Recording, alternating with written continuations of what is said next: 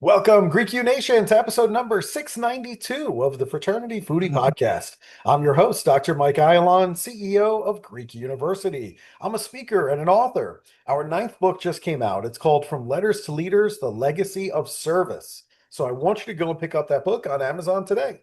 We call these episodes the Fraternity Foodie Podcast because there is nothing like great food to bring college students together. Fun fact, we are not talking about public health enough.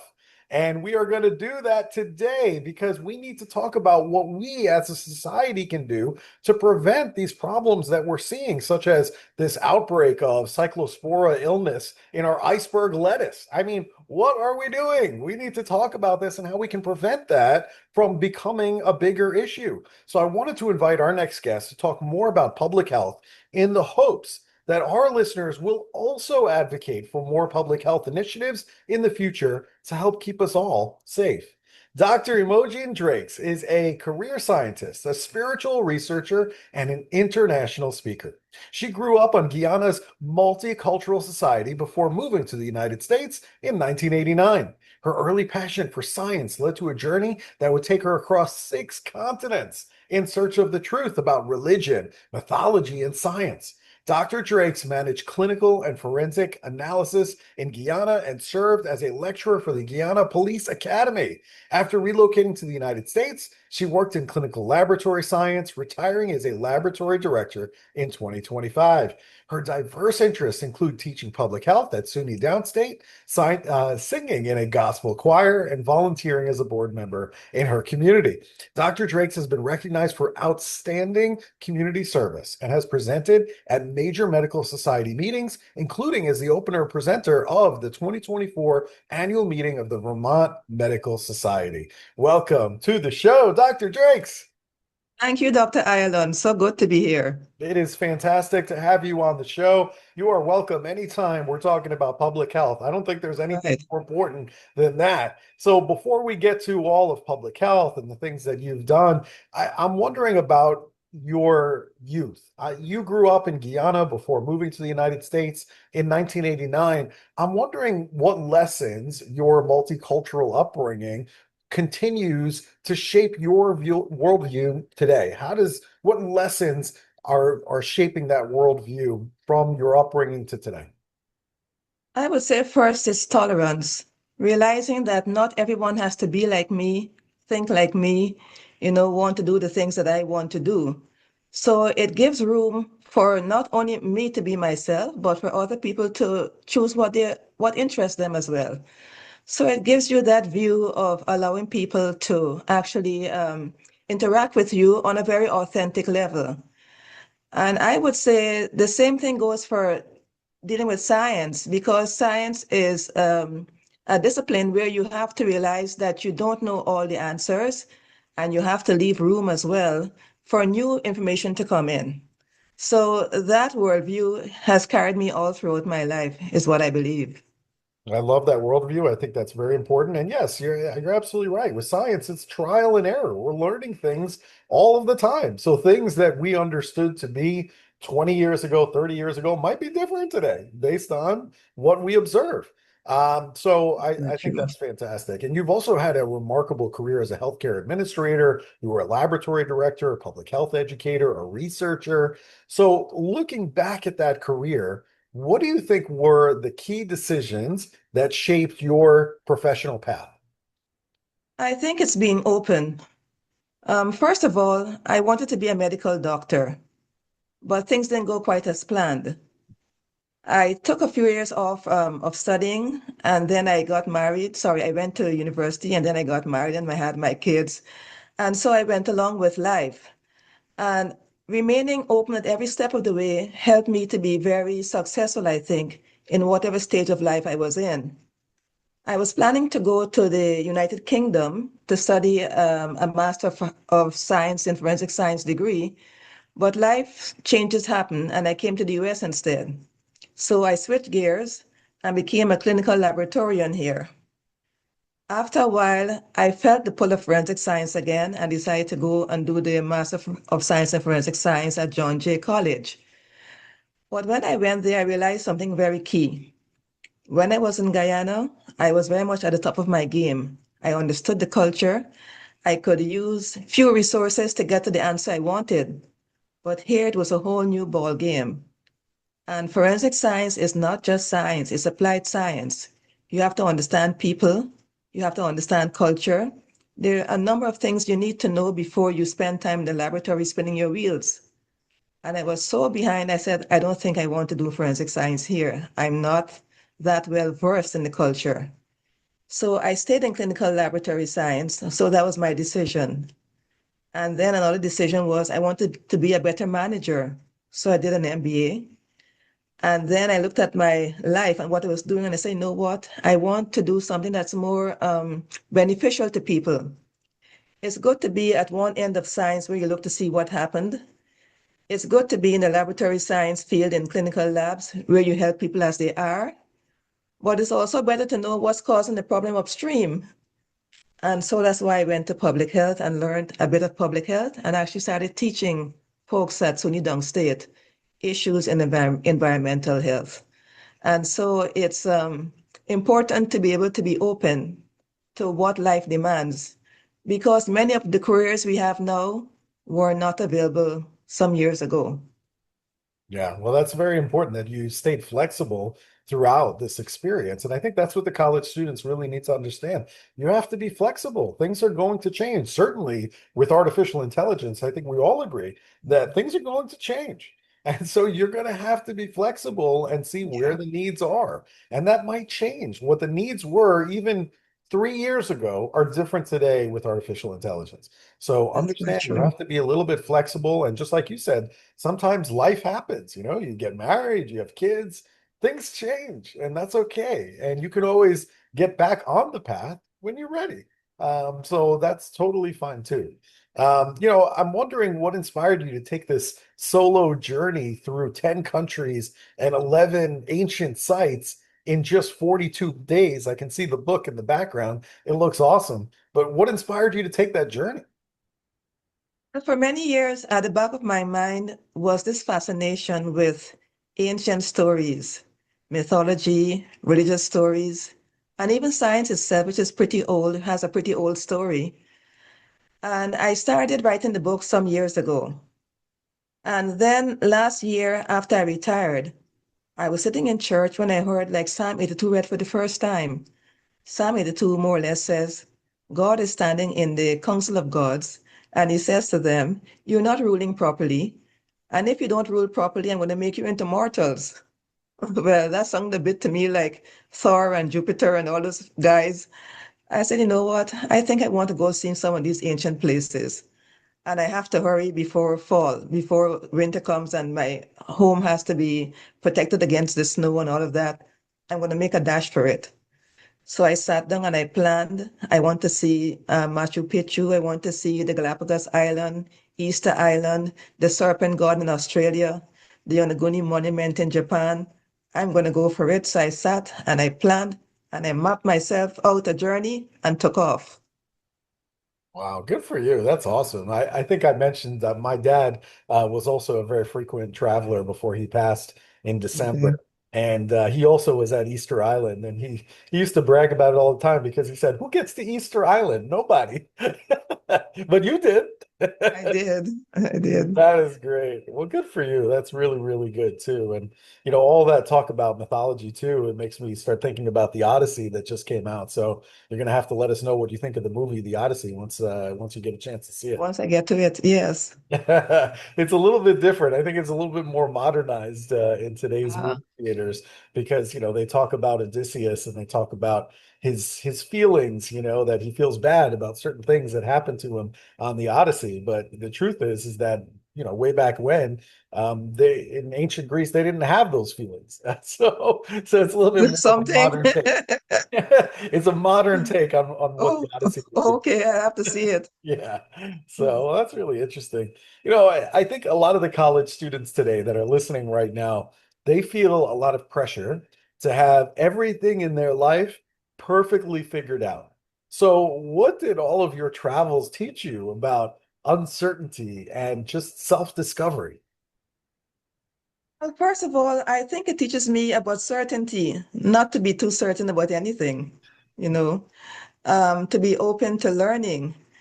I left with assumptions, not so much certainty or uncertainty, but assumptions. For instance, I assumed that the serpent god in Australia was a god for all the Aboriginal people, the first people of Australia. And when I went there, I learned that just one group of people considered the serpent, the rainbow serpent, really important. And it's not really a god for them, it's an ancestor. So reading textbooks sometimes don't give you all the information you need. So always be open to learning more and to reading more. And actually, if you can, go to some of the places they talk about so you can actually educate yourself some more. It's really fun to learn more than what the textbooks tell you. You know, you're going to learn a lot more than what the textbooks tell you in real life. I promise you. On-the-job training is very Yeah. real. There were certain things that nobody taught us in the business school. I graduated with a degree in accounting, and there are things that nobody taught us. And I'm No. sitting here saying, well, how come no professor is teaching any of the stuff that really happens? The only way to experience it is to actually work the job and figure it out on the fly. So there are many things that I just shake my head and I'm like, we never discussed any of this in college. But that's very helpful. You also talk about something called meaningful travel. So, Mhm. how can the college students listening find meaning and growth, even if they don't have the resources right now to travel around the world? They're broke. Well, I began traveling before I jumped on a jet. You know, I started traveling by reading books, by looking at documentaries, going to the library, going to different presentations by different people.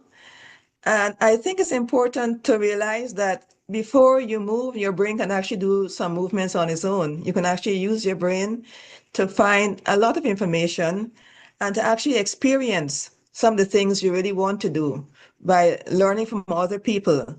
You know, one of the things that I think about the human experience is that we are able to capitalize on those who've gone before us. We don't have to reinvent the wheel. So we can start at ground level just where we are by reading, by looking at documentaries, by speaking to people and actually reaching out. And it's so important to do that. Talk to the person next to you, your neighbor, for instance. You may find that that person has stories from long ago. Like my neighbor is German, and she tells me stories about a time in Germany that I was not born, but she told me what happened when there were soldiers there and what happened to her family and how she felt and why she had to move. So I've gone to Germany without actually going to Germany, just by talking to her. That's a really, really great point. And listen, I mean, isn't that what doctoral research is really all about? We don't have to reinvent the wheel. People have already done research. Build on what they've put out. And That's that's true. really the whole exercise when we start talking about doctoral research. You're just building on the shoulders of everybody else who's built before you. And isn't that what life is all about? I mean, it's really to get further than the Yes. next generation. So really, really good. I love it. I'm wondering, a lot of students right now, they can feel overwhelmed at times, and we know about stress and anxiety with college students today. So, what are some simple techniques the students can use when they're feeling overwhelmed by academics, by relationships, by their leadership responsibility in student organizations? I think one thing I can say right away is what I said just before. We don't have to reinvent the wheel. The first thing to realize is that we are not the first people to experience what we are experiencing. In fact, there's one holy book that says there's nothing new under the sun. So the first thing is that you're not alone. You're not the first. You're not going to be the last. And the thing is, what's the worst that can happen? Tomorrow you may not have, what you think you're hoping to accomplish today, but it doesn't mean you're not going to be alive. It doesn't mean you can't try again. It doesn't mean you can't do something new. So always think about the fact that you're here for the first time, and every bit of life is exciting and a journey. It doesn't have to be perfect. So you give yourself grace. At least that's what I do. Give myself grace. Okay, I can fail. That's the worst thing that can happen. well, you know what? I can also win. So that can also happen. So you balance the two. You don't try to be too upset about one particular outcome because regardless of what the outcome is, you still will survive. You still will live. So you breathe. And then you take the time to assess what is my priority. Now, I did my bachelor's degree while I and got married and started having my kids. In fact, I had two boys at the same time. And my priority for college had to be my sons. I probably could have failed, but you know what? My sons came first.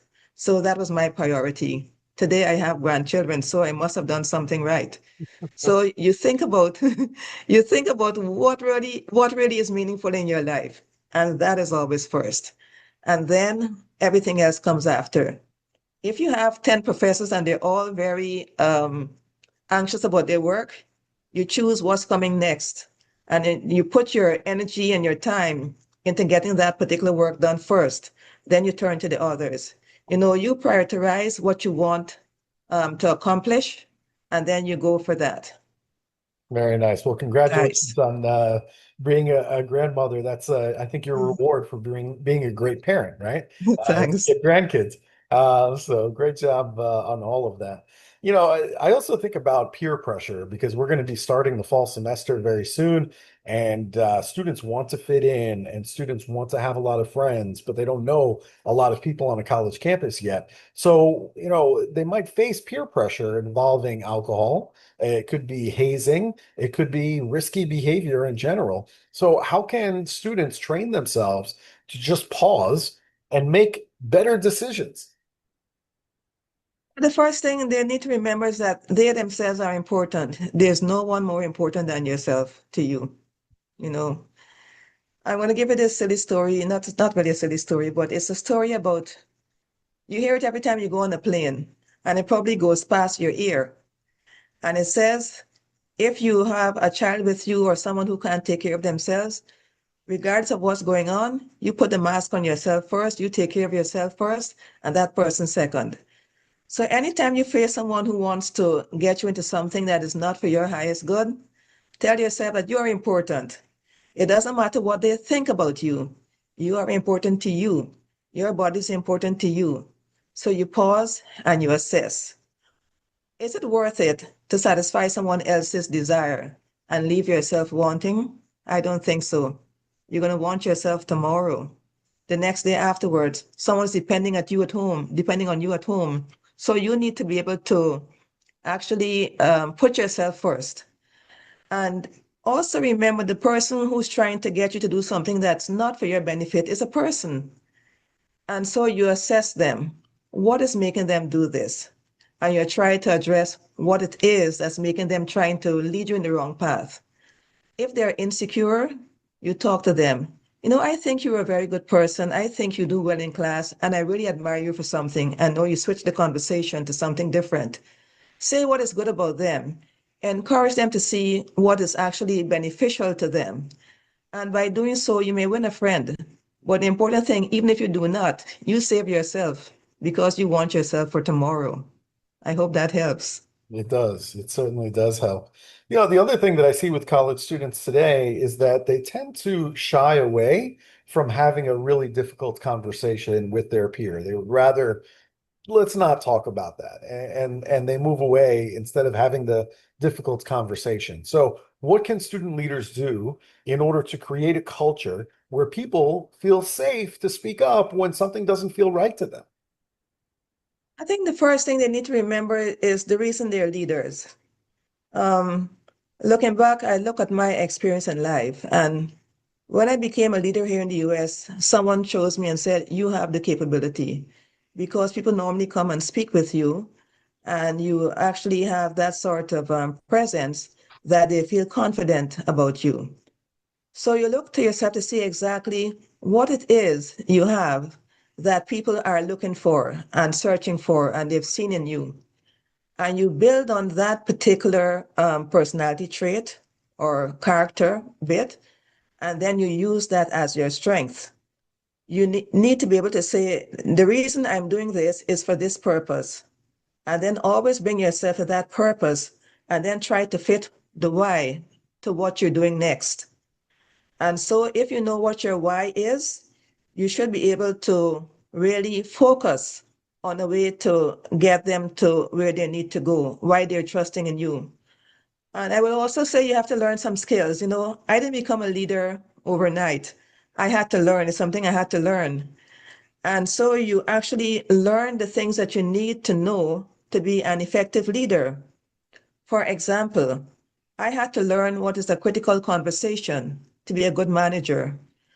I had to learn the 3 steps, which are if you have to say something to someone that they're not probably going to like, the first thing you do, you say to them, what about the behavior is not so pleasant? What is not so good?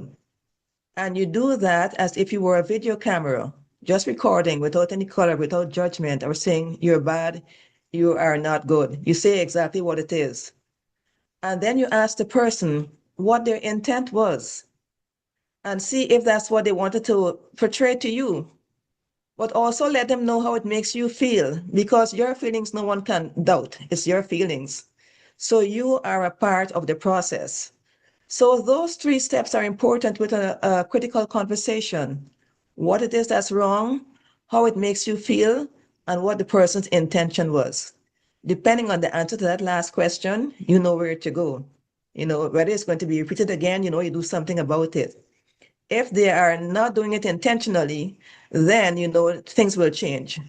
But it is important to have courage and to realize that you're not the first person again who is facing, this particular event. So you don't have to accept that you just have to go along with it. You're not the first, you're not going to be the last. That's very wise words. Very good. I want to talk about public health a little bit too, because obviously all the college students, they've lived through this pandemic, this COVID-19. And, I think one of the things that you discuss is that many of our greatest public health achievements have actually come through laws and policies that most people really don't think about very much. So, what is an example of a great public health achievement that came through laws and policies that would surprise some of the people listening? Well, the Clean Air Act, I think no one remembers that there was gasoline in lead in gasoline once upon a time. And this is actually one of my favorite public health stories because the work I did for my dissertation was on lead and cataracts. And I looked at the fact that the environment has improved significantly, but there are still pockets of places in our environment where the soil is still leaded and where people can still be poisoned by lead, chronically, not so much anymore as we did in the 70s or the early 80s, but it's still there. And we are very lucky to have public health laws that protect us from getting too old too fast, from getting mentally ill. That's one thing that lead does. From getting high blood pressure when we shouldn't have high blood pressure, another thing that lead does. So we are very, I would say, blessed to have a country with laws that protect us from some of the things we never think about. And it's really good that the laws are there for our health and our benefit. It's something that's great for the college students to think about as we move through life and as new public health concerns start to come about. They start thinking about those laws and policies that can protect people in the future. So very helpful.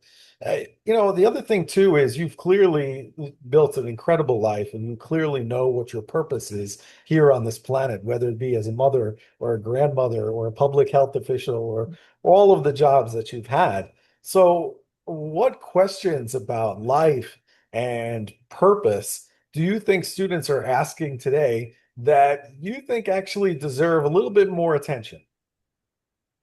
Yes, I think we need to know what really gets our mojo going. For many years, I looked at science, but at the back of my mind was always this question about mythology and people like Quetzalcoatl and all the Incan religious figures like, what's his name, Viracocha. These were names that actually stirred imagination. And so for me, I'm doing this late in life, but I probably could have done it earlier. So find something you really like because they say when you work at what you like, it's no longer a job. It's actually a passion, and you actually find yourself getting up every morning, happy to do something that you really love and that you really are intending to really make a difference in life. So I would say find your passion. And if your passion changes, you can change it too. Yeah. I completely agree. Find something that you're passionate about, that you're happy to wake up every day and jump into, but also make sure it's something that the world needs, right? I think that's the other thing too, right? Yes, I agree. And I think somewhere along the line too, you can actually find people who are willing to pay you for what you love. There you go. There you go. Yeah. Because at the end of the day, yeah, I mean, you want to be able to provide for yourself. You want to be able to provide for your family, just like you've done through public health. So there's no reason why you can't also be paid for what you love to do. And it's at that intersection, that is what you need to be looking for, to be able to get paid for what you do. And then you could build a very, very successful career. But I think that's really where it's at. But very, very good. I think this has been a great conversation.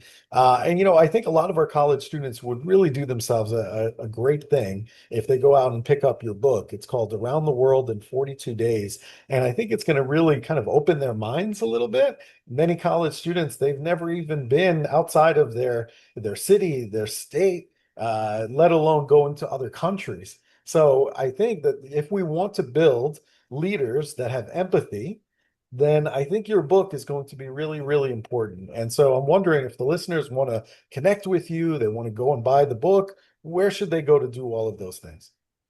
Well, they can go to any bookstore because all bookstores can order the book. That's number one. But they can also order the book on Amazon, especially on August 13th, where I'm going to have a special on books. And you can actually order this one on August 13th, my launch date for the book. So the entire name is Around the World in 42 Days, One Woman's Journey Through Ancient Mysteries and Modern Questions. That is fantastic. Well, I want everyone to go out and buy Dr. Drake's book. That is going to be very, very important. It sounds absolutely incredible. And I know that our college students would really get a great worldview. They would get a better appreciation for travel and all the wonderful things that that can do for a person in terms of building empathy, in terms of solving problems that we have here in this country, and maybe even just appreciating all the great things that the United States of America has to offer, because it really is a wonderful, wonderful country. And it's interesting too, because of course, we've had this World Cup soccer, and you have all these people from all over the world that are coming to the United States to watch World Cup soccer. And then they go on social media and they talk about what a great country this is, and that how Americans don't appreciate what a beautiful place it is, and how That's different something. it is. And it's like, that's when you really start to appreciate what a wonderful place it is. Yes, world travel is wonderful, but there are 50 states in this country that have beautiful, amazing things, and they're also different from each other. So, you know, Yes. Yes, actually, I'm going to Detroit at the end of August. I have friends there too. So yeah. I do travel around the US and enjoy being here as well. It's really wonderful to see the different parts of the US. Even going to Texas is like going to a different place, learning pizza in a box, not takeaway pizza. So it's new and interesting and fresh everywhere. Absolutely. Totally agree. All right. So the book is called Around the World in 42 Days, written by Dr. Imogene Drakes. Go out and pick up that book on Amazon, or you can just order it in your local bookstore. Give them the name and the author, and they'll make sure that they get that book for you. So, Dr. Drakes, thank you so much for being here on the show, sharing your wisdom with us today. We really appreciate it. You're welcome, very welcome. And it was good being here. All right, fantastic. And to our listeners, if you learned something today from Dr. Drakes, and what I want you to do is I want you to share this episode. Go and get the link and put that in a group chat for all of your fraternity and sorority members. Share it on social media. You never know who needs to hear Dr. Drakes today. Thanks so much for joining us, and we'll see you on the next episode of the Fraternity Foodie Podcast. Bye for now.